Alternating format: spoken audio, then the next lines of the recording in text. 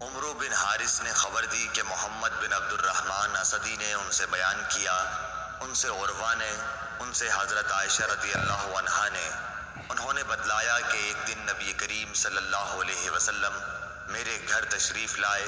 اس وقت میرے پاس انصار کی 2 لڑکیاں جنگ بعاث کے قصوں کی نظمیں پڑھ رہی تھیں۔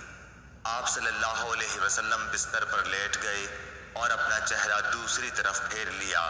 اس کے بعد حضرت ابو بکر رضی اللہ عنہ آئے اور مجھے ڈانٹا اور فرمایا کہ یہ شیطانی باجا نبی کریم صلی اللہ علیہ وسلم کی موجودگی میں۔ آخر نبی کریم صلی اللہ علیہ وسلم ان کی طرف متوجہ ہوئے اور فرمایا کہ جانے دو، خاموش رہو۔ پھر جب حضرت ابو بکر دوسرے کام میں لگ گئے تو میں نے انہیں اشارہ کیا اور وہ چلی گئیں۔ صحیح بخاری حدیث نمبر 949۔ ابو اسامہ نے بیان کیا، ان سے